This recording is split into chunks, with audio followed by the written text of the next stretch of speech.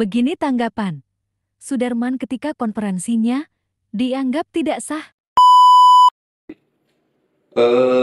Saya sebetulnya juga bingung dalam arti mereka menganggap tidak sah itu dari mana gitu. Karena namanya konkap itu, konferensi kabupaten itu adalah perintah DART gitu. Karena memang sekarang di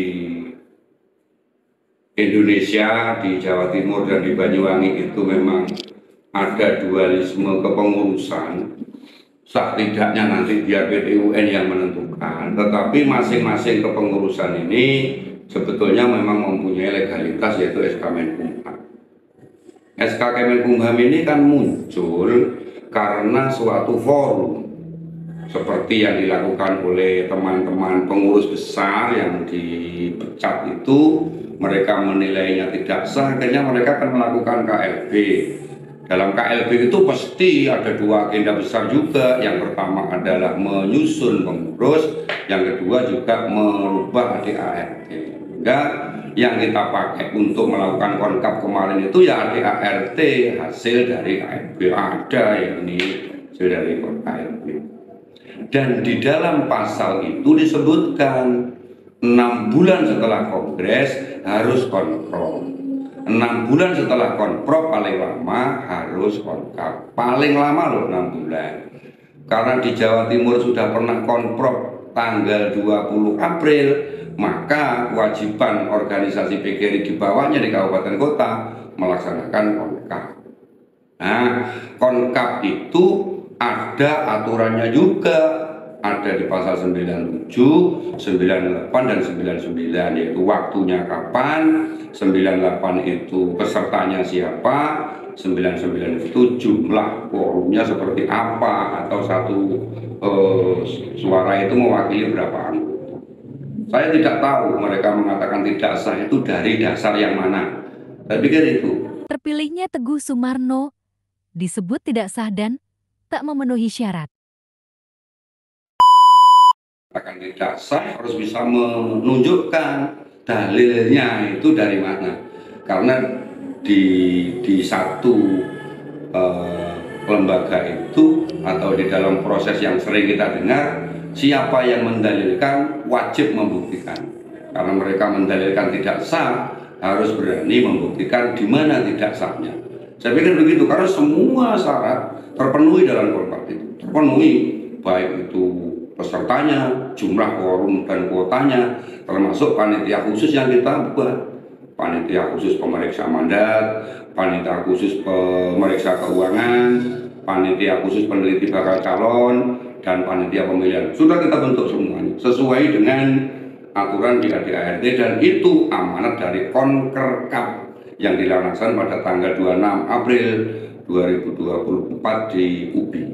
Saya pikir begitu, Pak. Begini penjelasan Sudarman terkait KLB dan AHU, ada legal standing. Jadi AHU itu, namanya AHU itu kan administrasi hukum umum, itu yang bisa mengeluarkan kan Kemenkumham. Kemenkumham itu ada 6 dirjen, salah satunya namanya Dirjen AHU itu. Nah, namanya AHU PGRI itu tak mulai dari 2019. 2019 itu kongres dilaksanakan oleh Bu Uni punya AHU. Kemudian tahun 2022 karena ada beberapa pengurus yang keluar istirahat atau diberhentikan, nggak ada, akhirnya 22 ada AHU baru dalam rangka hanya untuk merubah kepengurusan, tidak merubah ADART. Jadi di dalam tahun 2022 itu hanya merubah pengurus. Nah, AHU tahun 2022 itu dibuat legal standing oleh teman-teman PB melakukan KLB di Surabaya itu. Nah, karena memang legal standingnya daripada KLB di Surabaya itu adalah AHU tahun 2022, maka begitu KLB itu terlaksana dan mengeluarkan AHU baru Kemenkumham, maka AHU yang lama itu teranulir. Nah, kabar yang kita dengar kan KLB ini dikatakan tidak sah apa cacat hukum begitu karena tidak memenuhi quorum. Nah, ini yang perlu diperhatikan. Semua saja yang berkepentingan dalam hal ini bisa guru, bisa anggota PGRI, pengurus PGRI, pemerhati pendidikan, masyarakat Banyuwangi, kami beritahukan, monggo kalau longgar itu mendownload lah, membrowsing ADART PGRI pasal 63. Jelas di sana.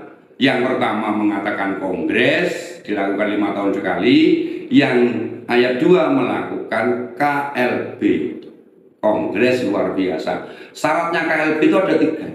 1, diusulkan oleh 2/3 provinsi yang mewakili 2/3 suara yang sah. Yang B, diusulkan oleh separuh lebih kabupaten kota. Yang C, apabila PBPGRI menghendaki. Ayat 3-nya jangan dibuang. Teman-teman kan menafikan ayat 3 sehingga menjadi bingung masyarakat. Pasal 63 ayat 3-nya berbunyi, apabila salah satu dari 3 ini terpenuhi, maka KLB bisa dilaksanakan. KLB itu tidak ada quorumnya. Yang punya quorum itu kongres. Kalau KLB tidak ada quorumnya, tapi ada syaratnya itu. 1, diusulkan 2/3 suara. Yang berikutnya diusulkan oleh separuh kabupaten kota yang mewakili separuh dari suara nasional. Yang ketiga, bila PB menghendaki. PB ini yang menghendaki nggak main-main lah. Ketua 2 orang, sekjennya yang menghendaki. Ditambah dengan beberapa ketua departemen, ada 9 orang. Itu menghendaki KLB. Kalau KLB tidak dilaksanakan, berarti malah nyalayan ADART. Mohon kepada semua pihak yang mengatakan KLB tidak sah, biar tidak menerjemahkan atas nama selera, tapi atas nama regulasi, dibuka pasal 63 ayat 3 yang mengatakan apabila salah satu dari syarat ini terpenuhi, maka paling lambat 6 bulan harus diselenggarakan KLB. Paling lambat. Jadi ayat 3-nya jangan dihilangkan. Jangan hanya dipotong pada tidak memenuhi syarat karena tidak diusulkan oleh 2/3 suara nasional, tidak diusulkan oleh separuh kabupaten kota.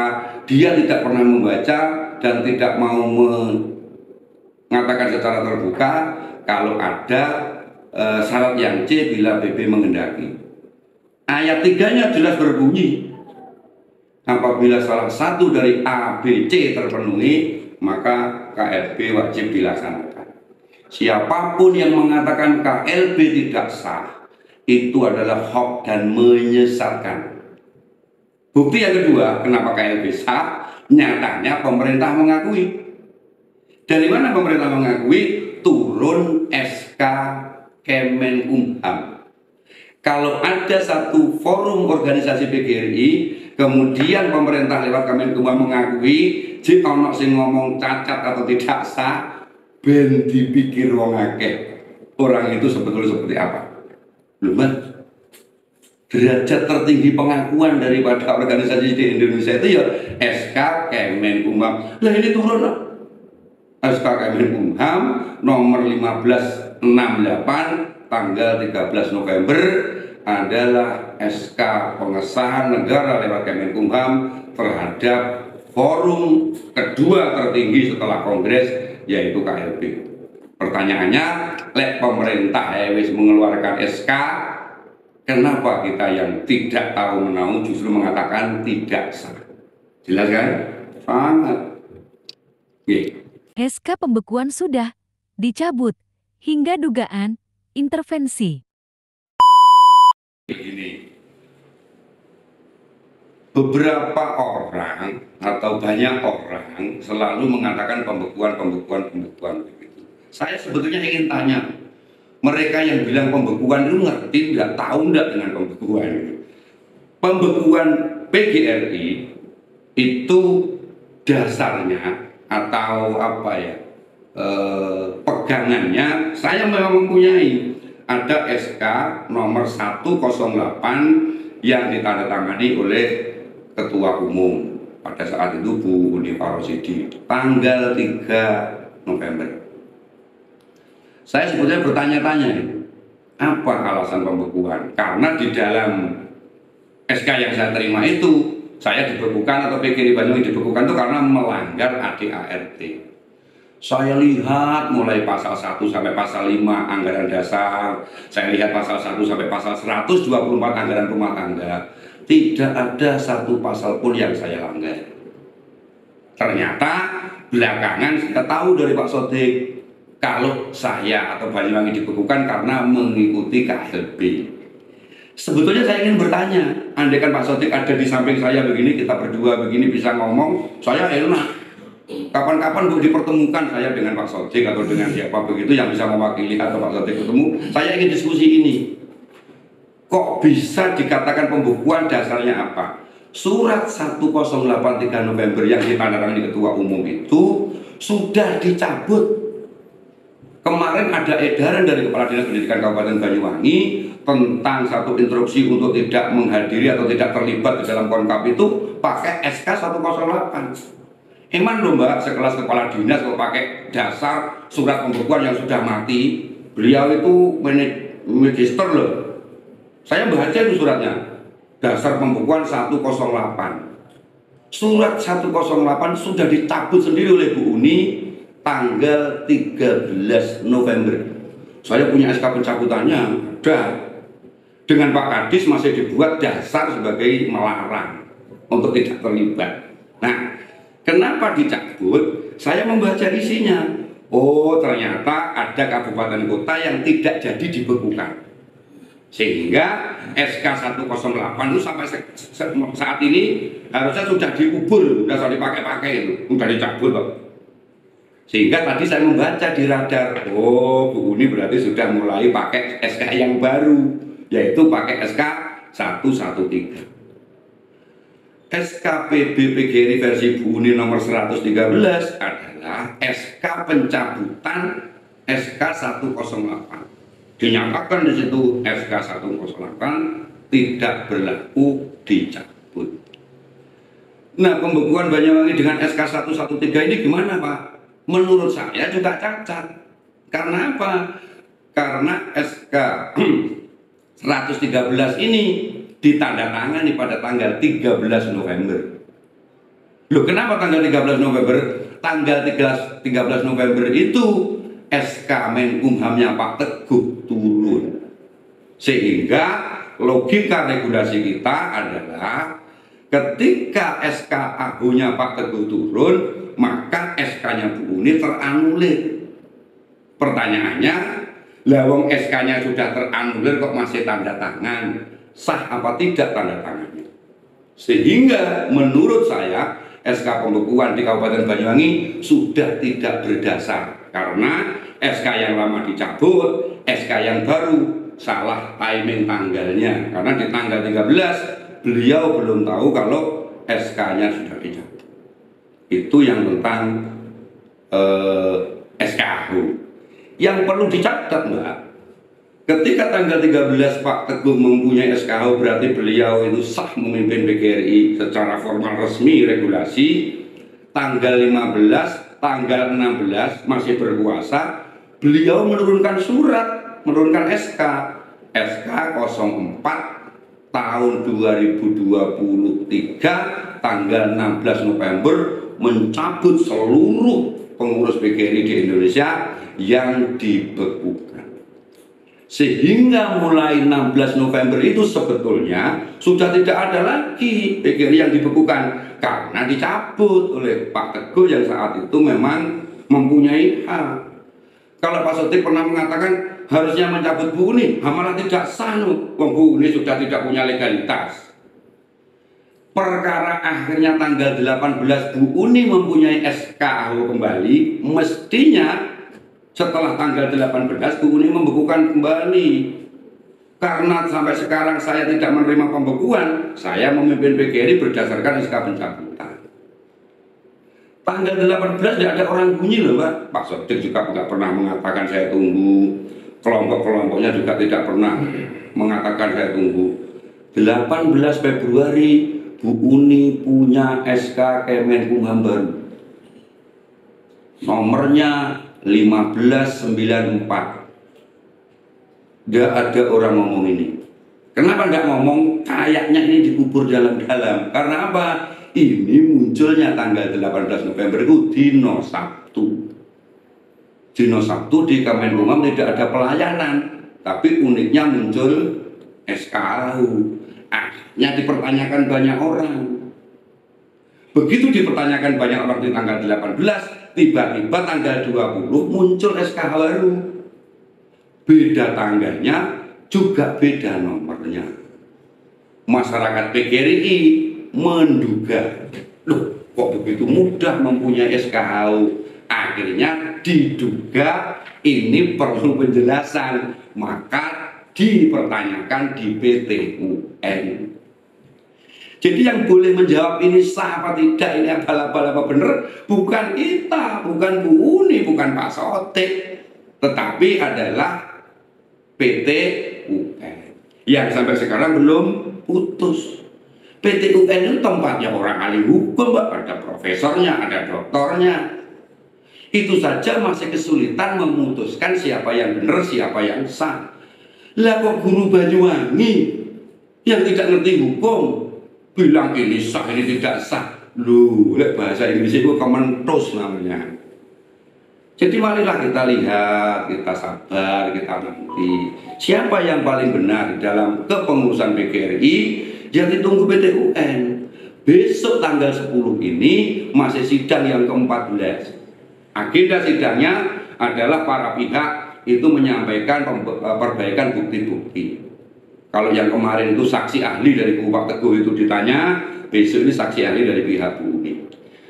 Pak Darman katanya ada kalimat yang digugat itu Kemenkumham, bukan PPPGRI Bu Uni. Awalnya betul, kita hanya menggugat Kemenkumham, tetapi dalam perjalanan persidangan PBPGRI versi Bu Uni mendaftarkan diri menjadi mengintervensi, namanya tergugat intervensi. Saya tidak paham ini, nanti biar dijelaskan oleh orang hukum. Sekarang tergugatnya dua, satu Kemenkumham yang memang kita gugat dari awal, yang kedua PBPGRI versinya Bu Uni itu menjadi tergugat intervensi. Beliau sendiri yang menyampaikan, istilahnya mengintervensi. Siapapun yang mengintervensi dalam pengadilan, pihak ketiga karena punya kepentingan, namanya tergugat. Ada orang bilang PBPGRI versi Bu Uni itu tidak ikut-ikutan tergugat, berarti gak moco berita dan tidak mengikuti alur persidangan mulai 4 Januari 2024 sampai sekarang. Sudah 14 kali sidang belum putus. Sudah. Polemik Pak dan Caretaker jadi sorotan Sudarman. Nih, jadi PAW itu adalah pengurus pengganti antar waktu. Boleh mau menambahkan PAW, Pak Sotik monggo. Hanya yang perlu dipertanyakan adalah proses penggantian menjadi PAW itu. Coba kita lihat. Saya lihat di sana, saya bukan caretaker, saya ini PAW. Mudah-mudahan beliau paham lah apa itu caretaker atau PAW. Caretaker itu dibuat oleh PB.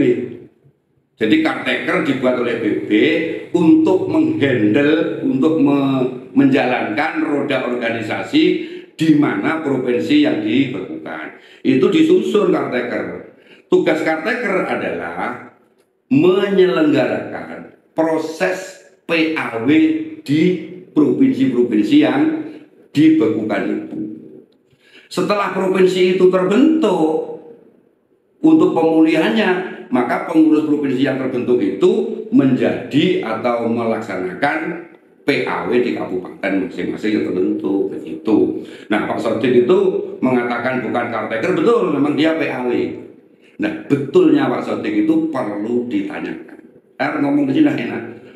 Pak Sotik menjadi ketua PGRI Banyuwangi itu, forumnya sama tanyakan nanti kalau ketemu, saya tidak berani tanya. Lewat konferensi, apa konferensi luar biasa. Sama tanyakan ya Pak Sotik. Pak Sotik, jenengan jadi PAW di Banyuwangi ini lewat forumnya konferensi kabupaten atau konferensi luar biasa. Tanyakan ini. Karena yang tahu hanya Pak Sotik. Tak jawabnya gini, malah kok nggak sinau kono. Karena ini salah loh Pak. Salahnya gimana? Menurut pasal 20 ayat 5 anggaran rumah tangga berbunyi, apabila pengurus kabupaten dibekukan, maka pengurus besar wajib memulihkan paling lama 6 bulan. Karena Banyuwangi merencana itu dibekukan, maka 6 bulan wajib dipulihkan. Nah, pemulihannya bagaimana? Pemulihannya lewat konferensi kabupaten. Pasal ini yang menuntut saya. Kalau lihat pasal 20 ayat 5 anggaran rumah tangga. Dengan konferensi. Kalau pemilihannya dengan konferensi pemulihannya, maka harus mengikutkan pasal 97, 98, 99, yaitu kapan waktunya konferensi, kemudian siapa yang mengikuti konferensi, kemudian berapa suara di konferensi. Itu pemulihannya. Kalau Pak Sodik pernah mengatakan di kesempatan yang terdahulu katanya konferensi, berarti beliau mohon maaf tidak membaca risalah. Karena saya tahu SK-nya Pak Sodik, judulnya KLB, konferensi luar biasa. Lek temu Pak Sodik, salam saya Pak Sodik, tetap sampai jadi ketua PGRI Banyuwangi itu konferensi kabupaten atau konferensi luar biasa kabupaten. Jenengan pernah mengatakan konferensi kabupaten, tapi kok tidak mensertakan BC-BC. Lek jenengan mengatakan ini KLB, melanggar pasal 20 ayat 5. Pemulihan kabupaten yang dibekukan harus konferensi kabupaten, bukan konkaplu. Ngerti nggih? Salam damai untuk teman-teman semua PGRI Kabupaten Banyuwangi. Nggak usah gaduh, nggak usah risau. Saya malu mbak begini, apalagi ini tahun politik. Saya tidak ingin gaduhnya PGRI ini ditumpangi dengan kepentingan-kepentingan politik. PGRI itu mitra strategis pemerintah. PGRI itu harus bermitra manis dengan pemerintah. Oleh karena itu, mohon maaf kepada semua saja apabila gaduhnya PGRI ini membuat situasi yang tidak damai. Apalagi ini menjelang pilkada, semua sudah harus tenang. Jangan sampai justru PGRI yang rumah besarnya para guru yang intelektual ini menjadi gaduh. Saya malu banget. Simpulannya, monggo para tokoh, para pemegang kekuasaan apa saja lah yang berkepentingan dengan ini, kita sama-sama damai, kita sama-sama memberi teladan untuk tidak gaduh. Diam bagi saya, bagi yang tidak tahu, menjadi solusi luar biasa daripada lebih membuat PGRI tidak damai. Mbak, PGRI ini sekarang menjadi 3 kelompok orang yang pengertinya.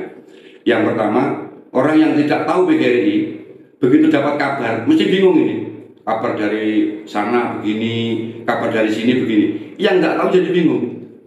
Ada orang yang sebetulnya tahu, tapi diam. Karena apa?